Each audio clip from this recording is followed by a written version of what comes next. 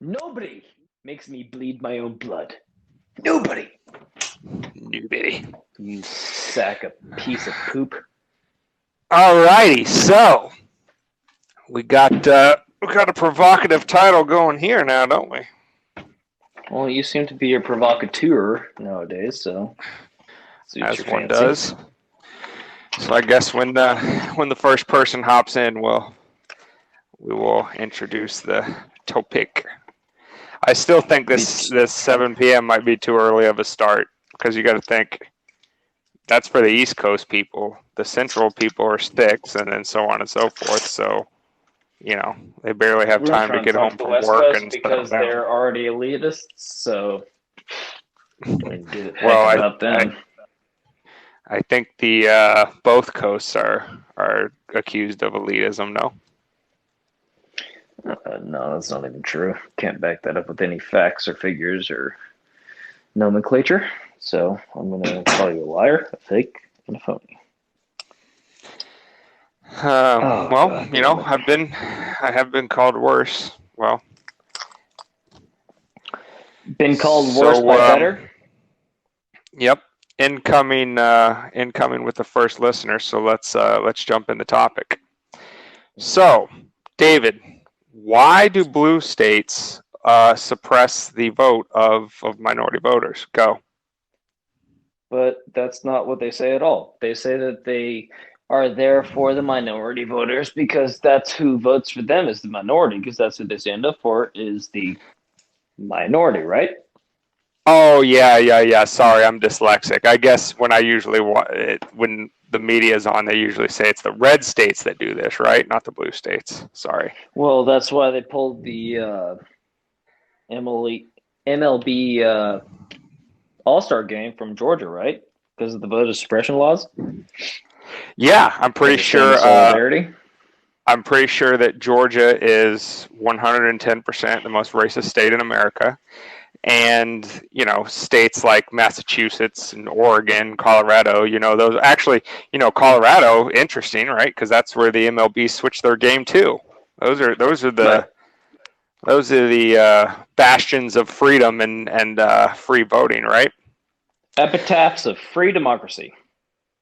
Yeah. So, you know, the reason why we've titled the episode we have is because, as it turns out, and we're kind of using this as an example for a larger point about mainstream media and the narratives that they push in general, is that a healthy thing for you to do as an individual is whenever it seems like all of society is in agreement about something and they're all telling you what to think about it and they all have the same talking points and the same narrative, et cetera, et cetera, et cetera, that is exactly when your ears should perk up and think, probably I should look a bit deeper into this and I shouldn't take what they say at face value. Would you say that's a helpful little mental exercise to engage in? Well, whenever the whole group is going in a certain direction, I usually look in the other direction and see if it's on fire. And if it's not on fire, then I might look at that path as an equally conducive path as well. If there's no fire behind them, then you look in front of them to see if there's a cliff. And if there is a cliff, then you don't fall in line, huh? Well, typically, you try not to. From what I've been told, in my strategery 101 class. Right. So, putting some meat on the bones of the title. So, you know, that narrative about, you know, red states are engaged in voter suppression of minority voters, whereas, you know, the blue states are, you know, not suppressing the vote, right? Because, and here's kind of the narrative that we always hear, right? The reason why red states suppress votes is because they have nothing but bad ideas. And that because if you have bad ideas, right, in an election, then you can't win because you can't convince people. So how do you do that? How do you win? You cheat. You prevent people from going to the polls that would vote against you, right? That's basically the narrative in a nutshell.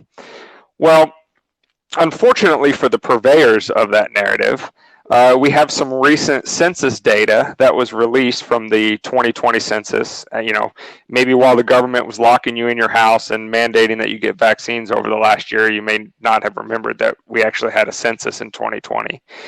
And some of the data from that census is starting to be released. And an interesting little fact came out of the data that showed that states with the largest gaps between white turnout and black turnout in voters were mostly blue states or Democratic states and not red Republican states. And it's actually interesting that not only were these largest gaps between white and black voter turnout in these states were not only the fact that most of them were blue, but these were deep, deep blue states. Like Massachusetts is one of the bluest states in the entire country. Like if you look at an electoral map of Massachusetts, I didn't look at it for 2020, but there might be a handful of counties that are actually red. Most of the state, and definitely the metropolitan areas, are heavily, heavily blue. Which is interesting, right? Because that turns out that that's the exact opposite of what we're told. We're told that the red states are the ones that are suppressing minority votes, while the blue states are not. And just a little information on that data is in Massachusetts, which was the #1 offender in terms of the number of population of white people in Massachusetts versus the number of black people in Massachusetts, what percentage of them actually get out and vote? 71% of white voters in Massachusetts went to the polls, but only 30% of black voters went to the polls. That's a 35-point difference. So Massachusetts as a state had black voter turnout to white voter turnout of -35%. That's #1 in the country for quote unquote suppressing the vote. Wisconsin, also a blue state, was -33%. That was second place. Third place was Iowa, probably more of a red state, but it's swung from time to time, so kind of purple, but we'll throw it in the red state column, -25%. Oregon, a very blue state, was -25%, and Colorado, rounding out the top 5, was -16%. So of the top 5 states that had the most voter suppression numbers in terms of black votes versus white votes, 4 out of those 5 states were heavily blue, and 1 purple state there in the middle. David, are you shocked by these numbers? Well, if I had paid attention to mainstream media, I would absolutely be shocked. I would say that who is standing in the line, not handing out water, not giving out slices of pizza that say vote Biden on it. Like, why would that happen in those states? Right. You would think if I asked the general population based on the mainstream media narrative, if I asked the general population, what do you think were the top 5 states in terms of numbers of least amount of minority voters in that state going to the polls versus white voters? They'd probably say something like, well, Georgia would be #1, Florida would be up there pretty high, maybe some of those mountain states, Wyoming, Montana. They might say Texas. They might say some of the deep South states like Mississippi, Tennessee, Kentucky. That I would imagine that's what most people would say, because again, the narrative is the red states are the ones that are stopping minority voters from going to the polls, right? With their laws. They're doing everything they can to disincentivize minorities from going to the polls. Now, again, we just gave you the numbers. 4 out of the top 5 states are actually blue. Now, do these numbers absolutely mean that these states are engaging in voter suppression? No, that's not what we're saying. What we are saying is, though, if it was the opposite, if these numbers showed that these were all red states that this was happening in, that's exactly what the narrative would continue on with. They would say, see, look, we have hard data. Here's evidence, right? Which, again, swapping out red states for these blue states. Instead of Massachusetts, and we put Tennessee at #1, 35%, there's a -35% correlation between black voter and white voter turnout in Tennessee, or swapping out Wisconsin for Texas. It'd say, see, look, a -33% correlation, and et cetera, et cetera. So we're not the ones making the argument that blue states are actually actively engaging in suppressing minority votes. But what we are saying is that if this data was flipped on its head, that's all you would ever hear. You would hear this nonstop. Exactly. It would be weaponized. Now, we have a couple comments in here, so let's play those before we get on. After the comments, we're going to play the top 5 states in terms of the best minority voter turnout, and we think you'll be surprised at what those 5 states are. But let's go with a few comments we have here. First one from Masood. Well, guys, this might sound irrelevant, but I don't know how you people not, and I don't mean especially you, but everyone. I see people talking to each other. They are very happy and etc. etc. But every time I try to find someone to talk, they just I only find some jackass people, stupid people, and they usually don't talk at all when I say hi, and they just change to someone else, especially the girls. I hate them. I don't even talk to them. Let's let's play Masood's second, and I apologize, Masood, in advance if I'm mispronouncing your name, so feel free to correct us. But let's play his second comment before we get into that, because we are happy to have you here, and we do want to engage in the conversation with you. So welcome.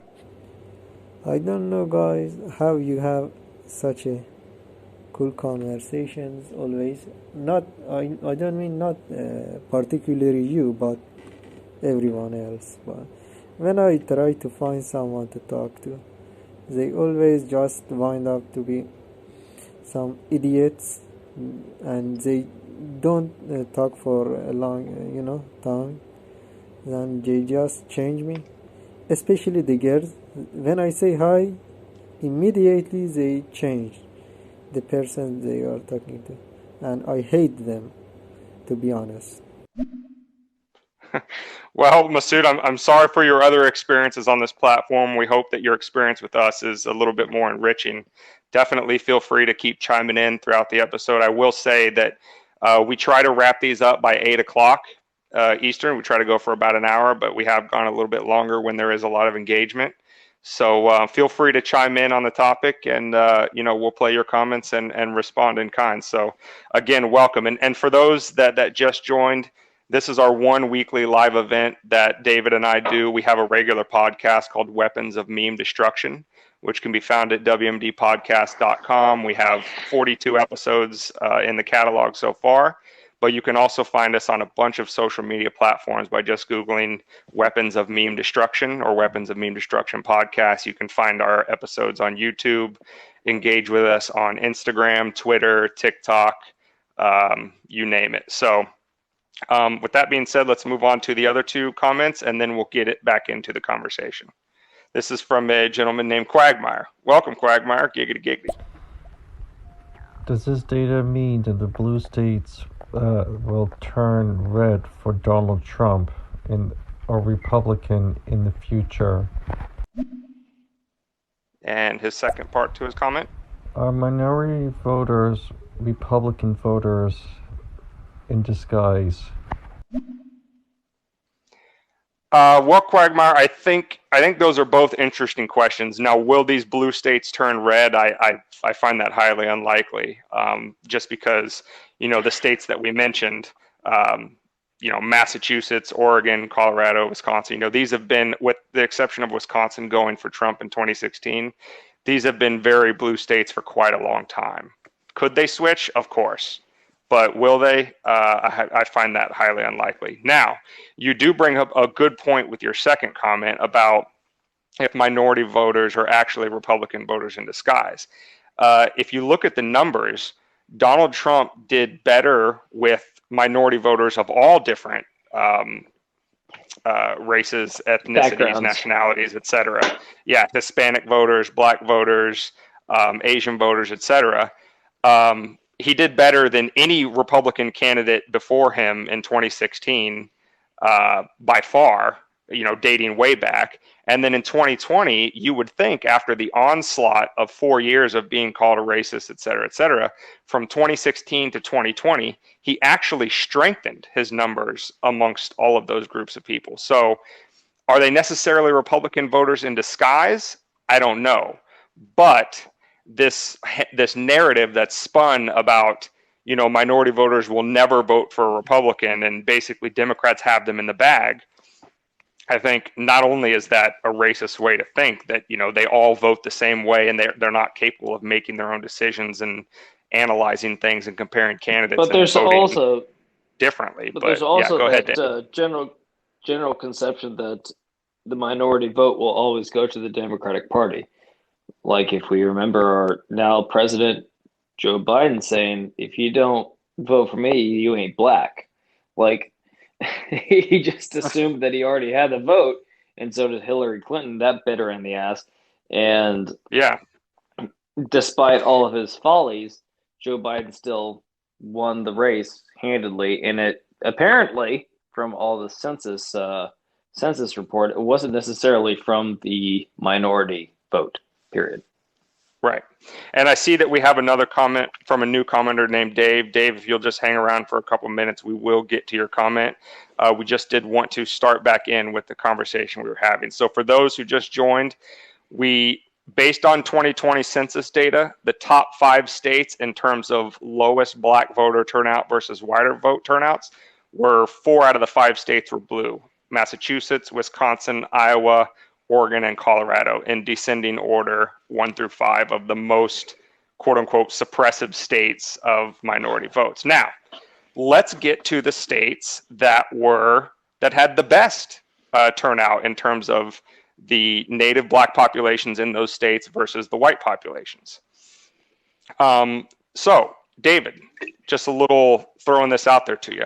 What do you think was the #1 state in the country in terms of the best voter turnout of black voters to white voters? Do you have a guess? Well, seeing as we've already gone into this, I'm gonna go ahead and say maybe Texas. You know, you're not far off. It is down there in the Okay, deep south. It's actually Deep South. Mississippi. Oh, some Deep, bitch. deep south. Mississippi.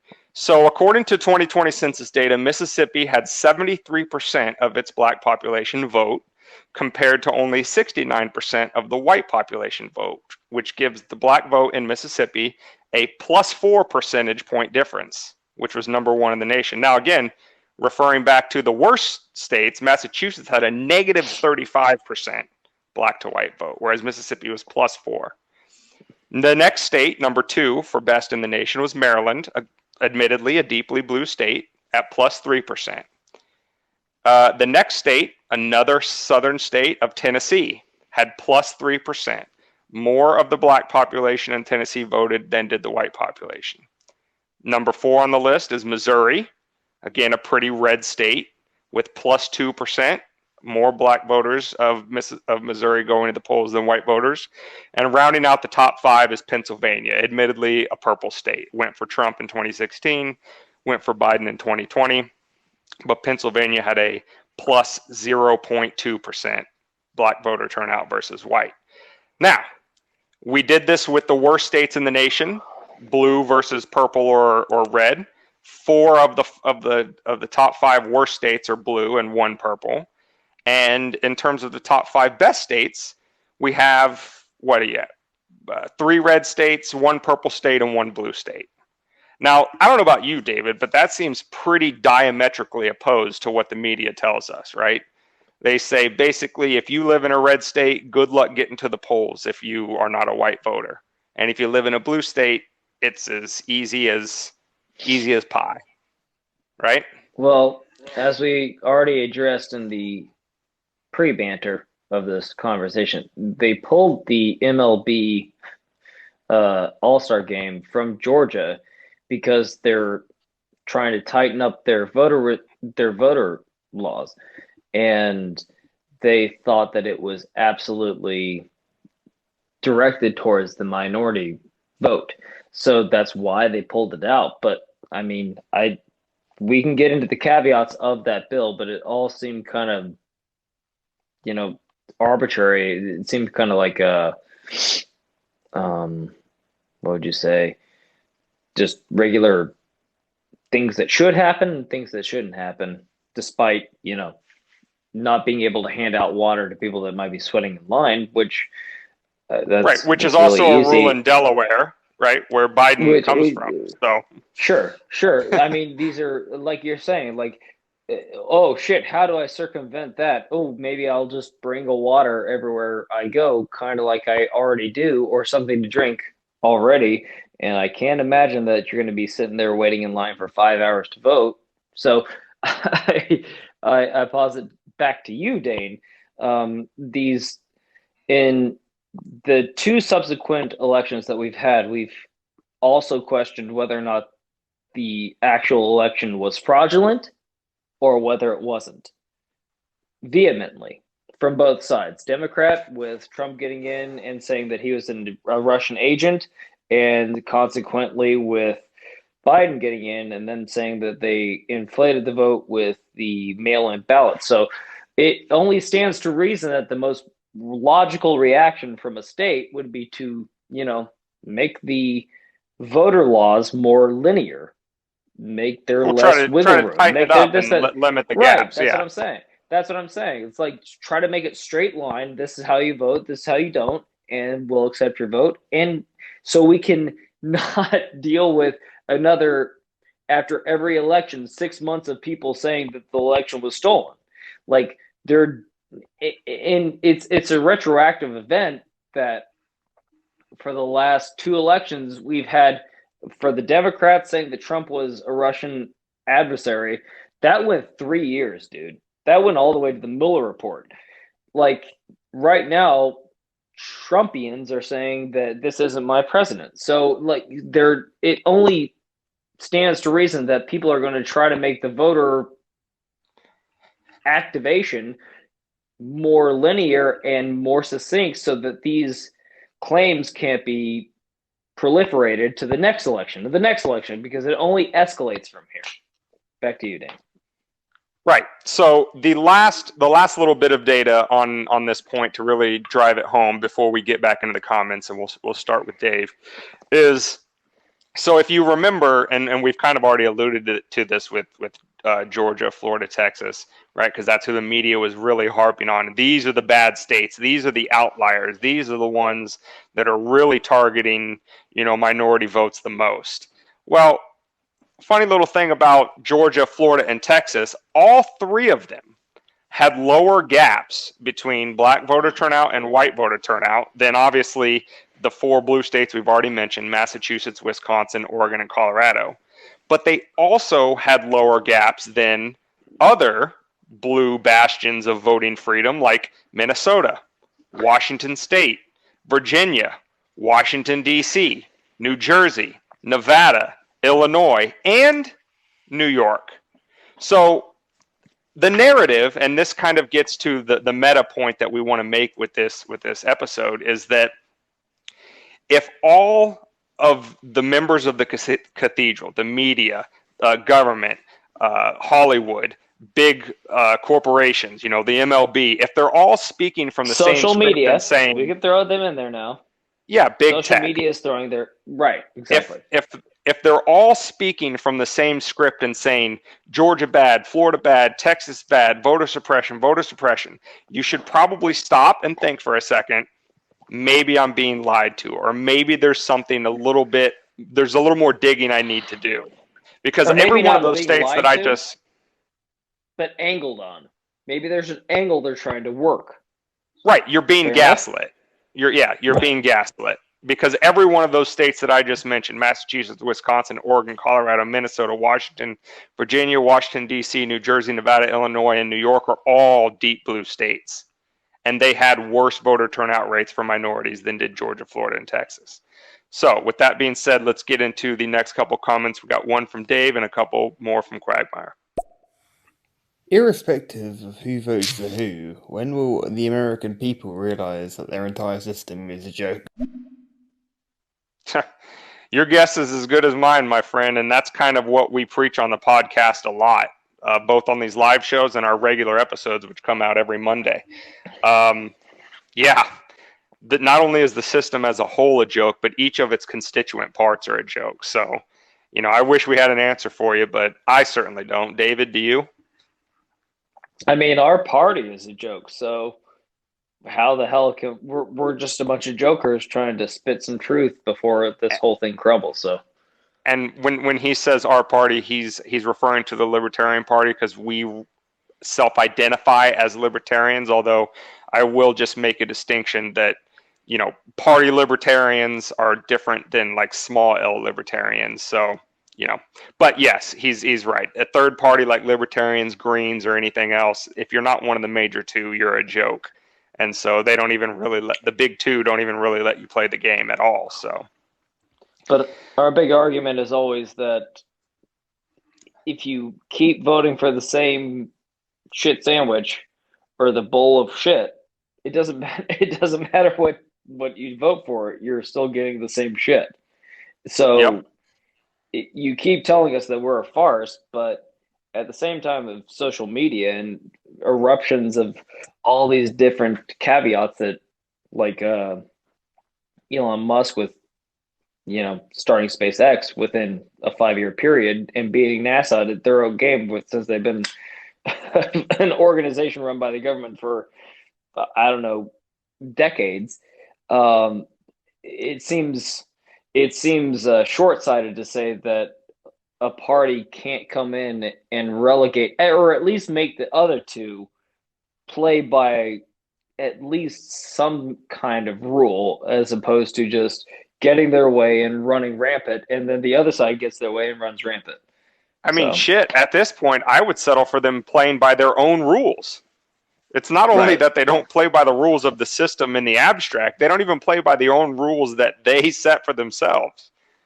But Right. kind of the other kind of point that we make with that in terms of who's been running the show before we get into both the Quagmire's comments is like, okay, make fun of third parties all you want, call them a joke, say they'll never do anything, whatever.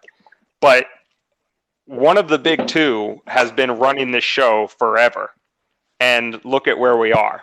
We're coming apart at every seam of society and at each other's throats constantly. So if we're the joke for never being able to be, achieve electoral legitimacy and be able to do anything about it, then you at least have to take your own medicine and realize that you're the cause of this because you've been steering the ship, so you can't blame us for hitting the iceberg.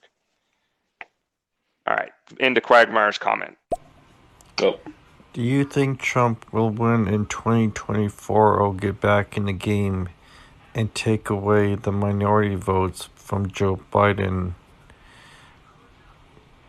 And do you think he will get the millennial votes away from Joe Biden in 2024? May I? And Quagmire, well, he had a second. Let's do a second Okay. one, and then you can Okay. start with it. Do you also think, guys, that Texas will turn blue in 2024 and go to Joe Biden possibly in 2024? And Donald Trump will lose Texas in 2024? Or do you think that's going to be a problem in 2024? Donald Trump also lost my state in 2024, New Hampshire. Do you think that's going to be a problem? Do you think Massachusetts will ever turn red again in future? All right, David, go ahead.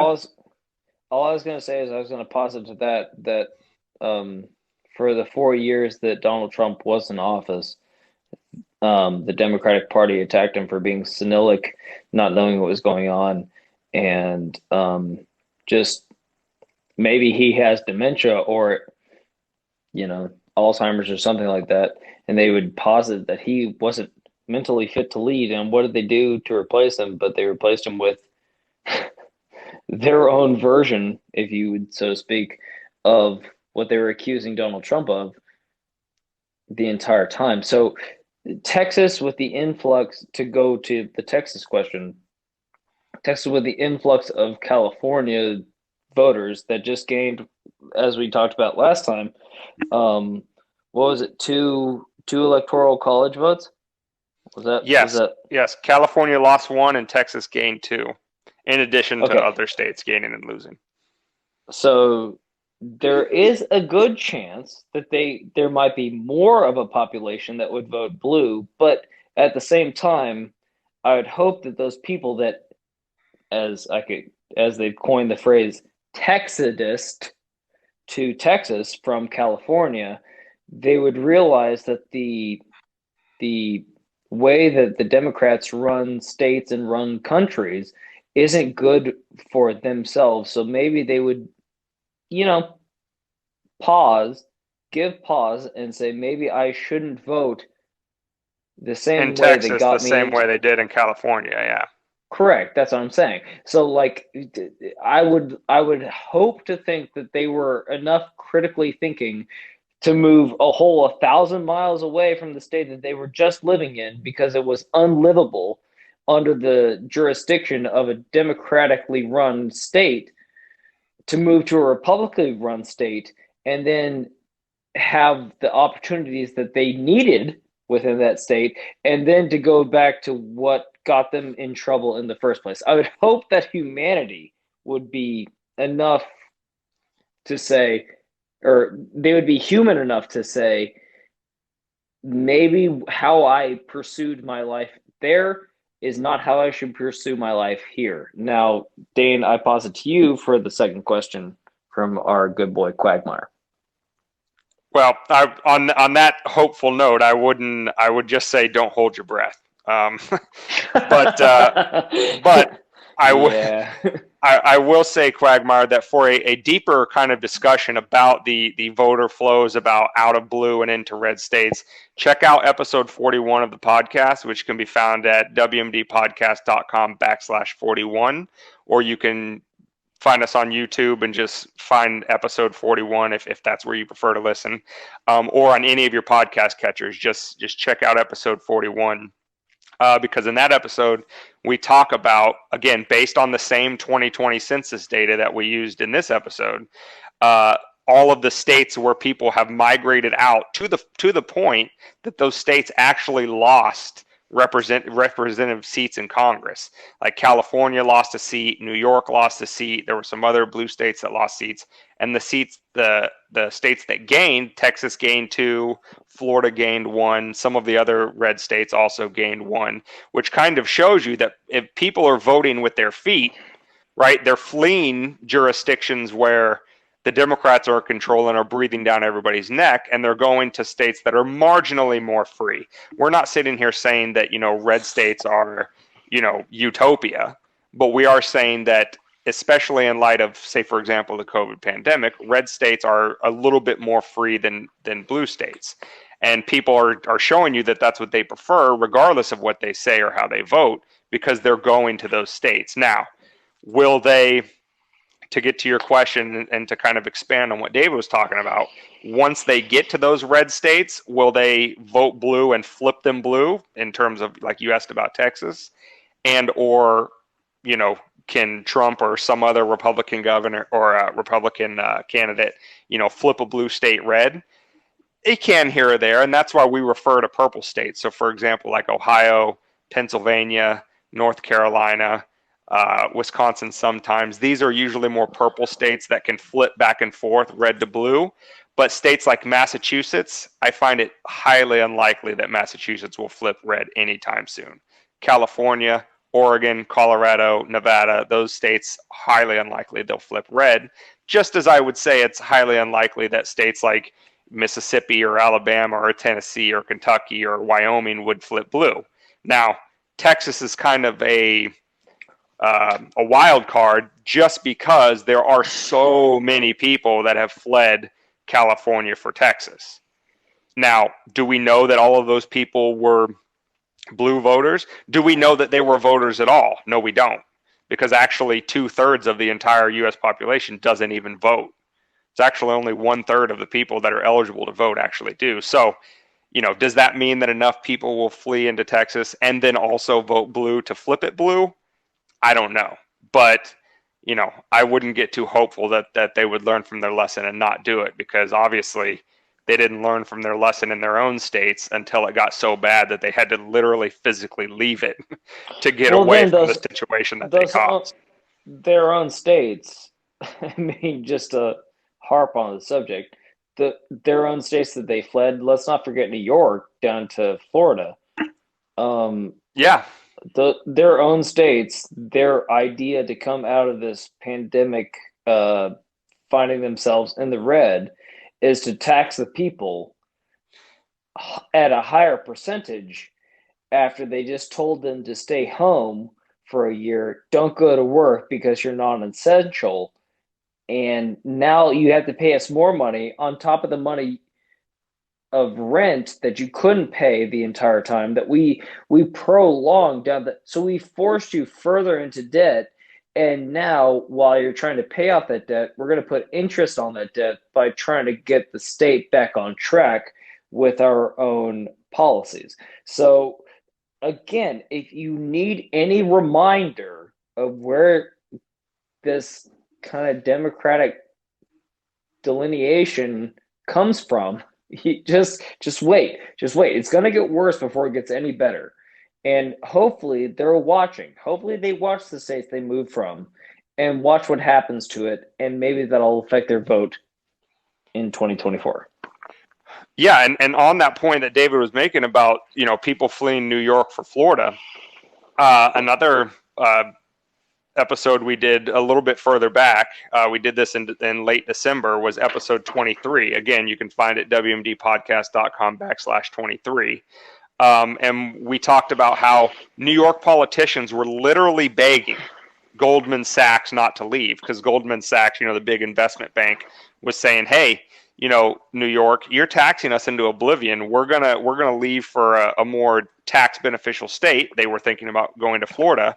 And, you know, on that episode, you can go to the show notes page on the website, and you can see the CNBC clip where a New York State representative was literally begging Goldman Sachs not to leave, because these states tax people into oblivion. The people that have the money to leave, right, the ones they're taxing, actually do leave, and then the states are left holding the bag going, oh, please don't leave, we need you to stay so we can keep taking more of your money.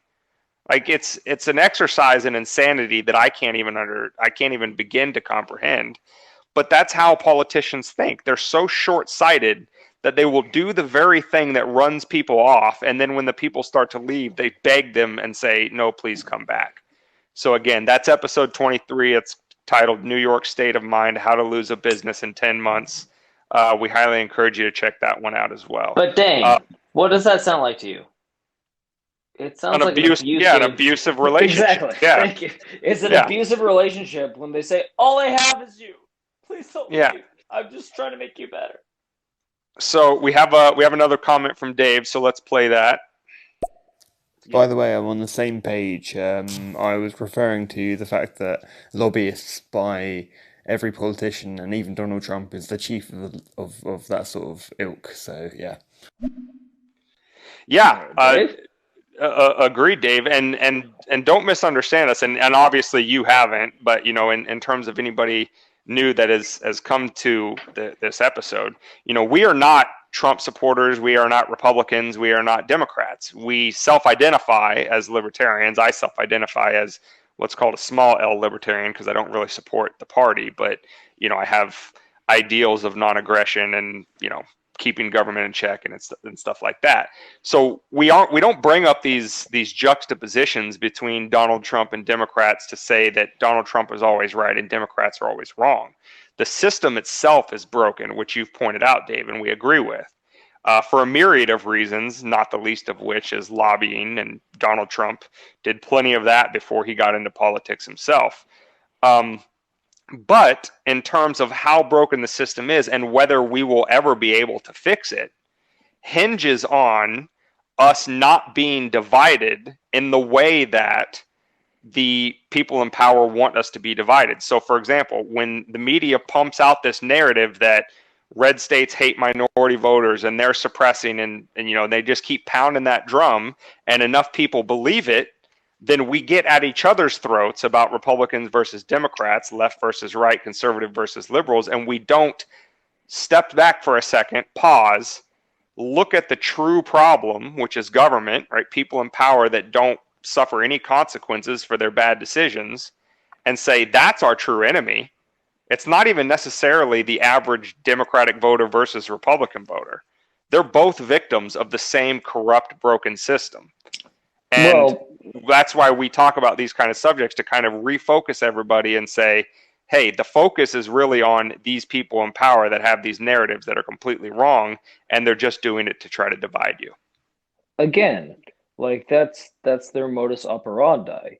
Like if they know that they don't have a good product, what's their only defense is to say that if you go with another product, that's just crazy. Like that product isn't even backed up by the FDC or the CDA or throw any Alphabet amount of soup the agency. alphabet soup at whatever, right? Like if that's their only posit is that they can't go on their record because we see their record. It's right there in front of our faces every day we wake up and every day we go to sleep. Like for them to say that it's ridiculous to vote third party, I'd posit to you every time they say that I would say it's more ridiculous to vote for either of the parties that have got us to this point. To this point where we're on the verge of civil war, to the point that an American can't even talk to their neighbor because they had a Trump sign in their yard, or vice versa. A neighbor can't talk to their neighbor because they had a Biden sign in their yard. That is a problem. When your identity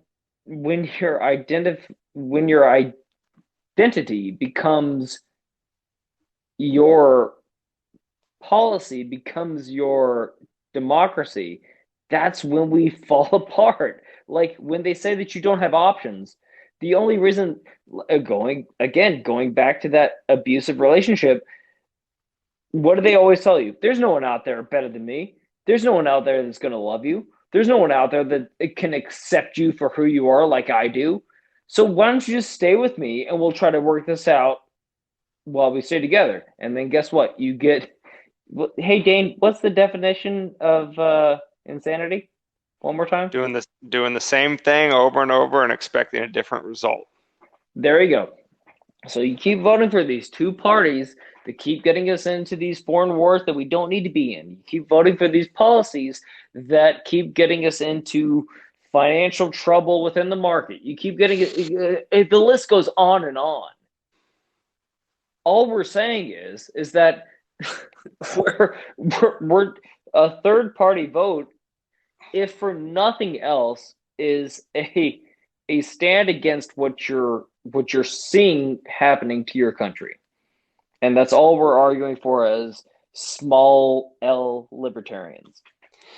And, to David's point, I do want to kind of put this in there because I don't want it, because it can come off to some people that we're being, dismissive or unempathetic or whatever the case may be regarding some of these issues. And so I do want to just throw this out there to just kind of show that we do understand where people are coming from when, for example, if they're on the left, they say, oh, Republicans are the epitome of evil. And if they're on the right, they say that about Democrats. Is that I think we can all agree that if driving by your neighbor's house and they have a Trump sign in their yard, or you driving by your other neighbor's house that has a Biden sign in their yard, that engenders in you such a rage that I think we can all agree that that's a problem. That's not conducive to a healthy, functional civil society, and we're seeing it break down in front of our very eyes. But we understand why that's the case, and here's why that's the case, or why we think that's the case, and why we think that kind of repealing the government's power is the solution to this problem. Is that we have a government, a federal government in particular, that is so much more powerful than it was ever designed to be. It has taken on more and more of a role in our daily lives. It can literally shut your business down at the snap of a finger, call you non-essential, in some cases force you to get a vaccine, et cetera, et cetera. It can do too much. And if you find yourself heavy in the Republican camp, or you find yourself heavy in the Democratic camp, or in no camp at all, and you're looking at something that powerful, and you think the other person in that other party is evil, and you say, well, if they get control of that power, are they going to turn that on me? And they're saying the exact same thing about your side. They're saying, if their person gets in power, are they going to turn that on me?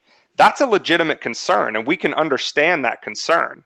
But as long as we keep fighting with each other about the evilness of Republicans versus Democrats, and we keep buying into these narratives that one side is evil and your side is nothing but saints and angels, then you're never going to step back and say, maybe the thing that they're fighting over is too powerful. And kind And of the maybe, go ahead. I Finish your was just thought. gonna finish up. Kind of the cultural example that I come to with that is, I don't know how many listeners have watched Game of Thrones, but think about the ending of Game of Thrones. Spoiler alert, plug your ears if you haven't seen it and you want to. Remember when the dragon at the very end, what does the dragon do? The dragon is the most humane character at the end of that entire series. The dragon torches the throne. It doesn't pick a side between the warring factions. It clearly shows that the problem is the seat of power, because people will do drastic evil things to get that seat, and so the dragon destroys it. And that's basically what we're asking you to do: be the dragon. Well, I mean, I didn't know you were going to go totally GOT on me, but all I was going to posit, all I was going to posit to say is that it's the oldest CIA tactic in the book. It's to create division, create chaos, and within the chaos of drawing lines between the same population, infiltrate and secure power. So instead of holding the people that are responsible for you being so angry, so livid about how the other side votes and how they think, instead of holding the people that are telling you that that's how they think accountable, and holding the other people that think that way accountable, you're going to hold somebody that has no power, i.e., somebody that just like you, but instead of being colored blue, they're colored red, or vice versa, colored red, they're colored blue. You're going to hold that person accountable. So when you're holding your neighbor accountable for policies that are getting passed by people that have their same color but have no interest in your neighbor's benefit whatsoever, when you hold your neighbor accountable for the things that they're doing with their power, you are playing their game. And once you play their game, you'll never win, because their game is not designed for you to win. Their game is designed for you to keep playing. Period. End of story. So if you do really, if when you're driving home and you park your car and you look in your neighbor's yard and you see Trump, don't hate your neighbor. Hate the policies that were enacted by the people that have your neighbor's color, or vice versa. Hold yourself accountable. Extreme accountability. Hold your own party, the blue party, accountable for them being able to enact the legislation that makes you so angry. Hold the people that are in Washington accountable. Don't hold the people that are living next door to you, because guess what? You do that, and I've never heard of somebody we live in Florida. Spoiler alert. I've never heard of somebody that was swept out by a riptide, and then the person that goes to save them swims out or rides out on a boogie board or does a wave runner, whatever, or maybe the lifeguard, the Coast Guard, whoever. I've never heard of a story where they dive into the water, secure them, and go, "Hey, by the way, just before I save you, did you vote for Biden or did you vote for Trump?" And if they answer wrong, they just go, "Well, I'm sorry, I'm not going to save you. Go fuck yourself, save yourself." And then they go back into the plane and fly off. We're all in this together. We're still a country. We're still in this together. We're all on the same team, despite some of us might be on defense, some of us might be on offense. And then every 4 years, that same offensive team might go to defense, and that same defensive team might go to offense. But we are still on the same team. We are still trying to make this country work.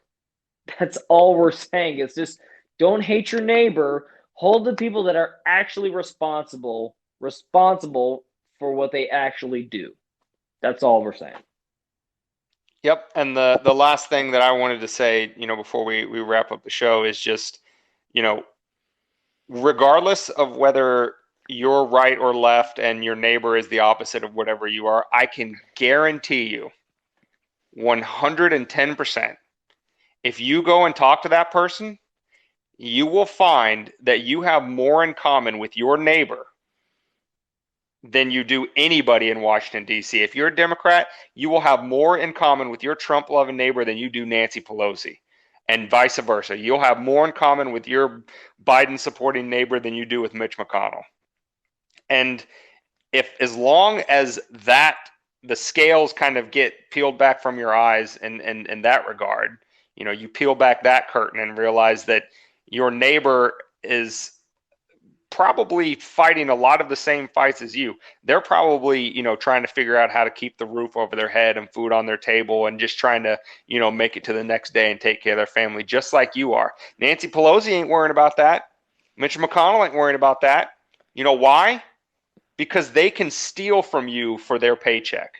They get paid through taxes. Whether they do a bad job, a good job, or no job at all, they're going to keep getting paid. They're going to get top of the line health care. They're going to get a security detail. They're going to get, fancy cars to drive around in. They're going to get paid thousands of dollars for speaking fees. They are going to have a lot different life than you are. They don't have anything in common with you, and they don't care about you.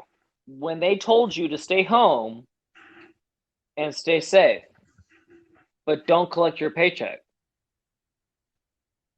did they refuse their paychecks in solidarity?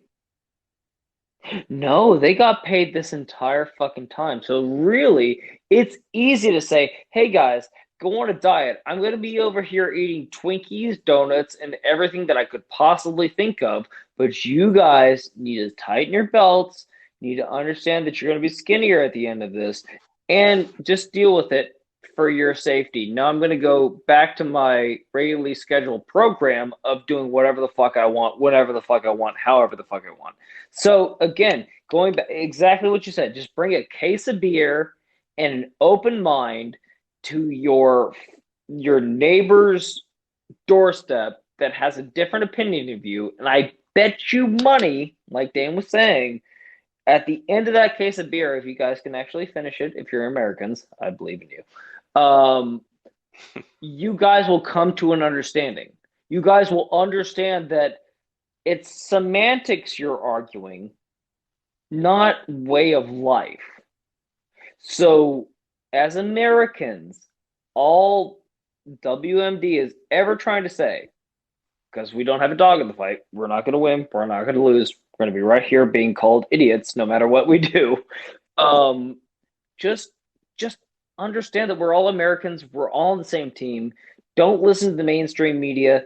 Your neighbor, whether he decides to get vaccinated or not, is still your neighbor, and he's closer to you than any of those politician writers or legislation writers are in Washington, D.C. So he has more of your interest in mind, because guess what? If you get knocked off by Raiders, guess what the next house those Raiders are coming for? It's his. So he has a vested interest in your well-being just as much as you have a vested interest in his well-being. So take care of your community first, and then it grows out from there.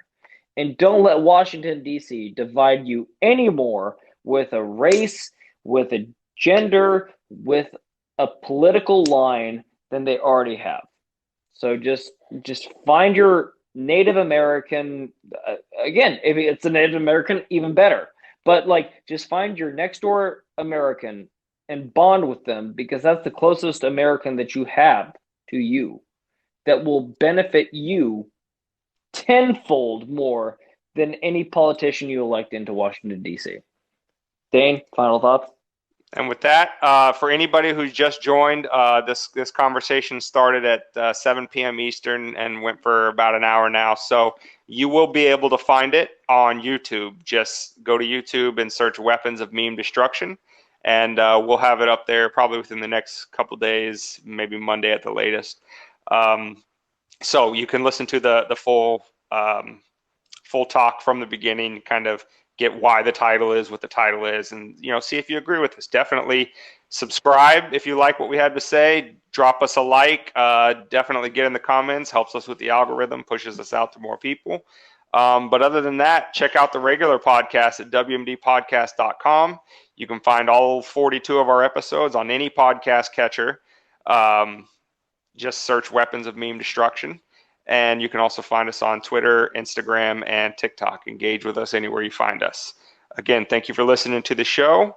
Well, we got a comment, so let's play one more before we head out the door. I find it to be very scary that there's a lot of some southern states are having voter suppression laws, because if they're capable of doing that, like, what else are they capable of doing to minorities?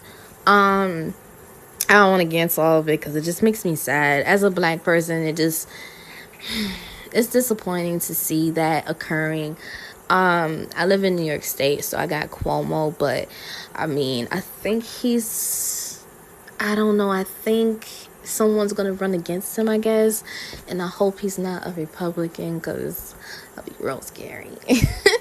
But yeah, it just come to that again, and it's like this is nothing new too, so just seeing it occur once again, it's just like, I don't know, I really don't know. Well, EBW, we definitely encourage you to listen to the full episode on the YouTube page, because actually the narrative of voter suppression is exactly the opposite of what we've been told. And just to give you a real quick rundown of the numbers, because we are ending the show now, the numbers with the lowest black voter turnout versus white voter turnout were primarily blue states. Massachusetts, Wisconsin, Iowa, Oregon, and Colorado. 4 of those 5 were blue states and had much, much lower black turnout than white turnout in terms of voters.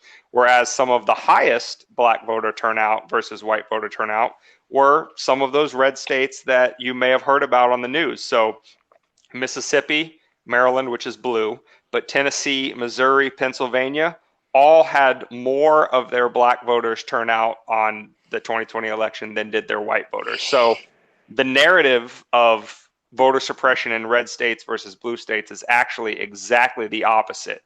And that's kind of what we talked about in this episode. And, for the more, the long form discussion, definitely check us out on YouTube. Just search Weapons of Meme Destruction and you'll be able to find this episode. We'll have it up in the next couple of days. But thanks for tuning in. Thank you for your comment. We do these live shows every Wednesday night at 7 p.m. Eastern. So, please follow us and you'll get a notification when we're on next week, and definitely chime back in and join that conversation. We'd be more than happy to have you. So thank you. David, any closing thoughts? Nice little cherry on top. Stay safe out there. Don't do anything I wouldn't do, which leaves the law on the table. And, stay frosty. Watch your back, talk to your neighbor, and keep moving forward. That's the only thing America can do right now. That's right. Thanks for joining us, everybody. Have a good night. Peace.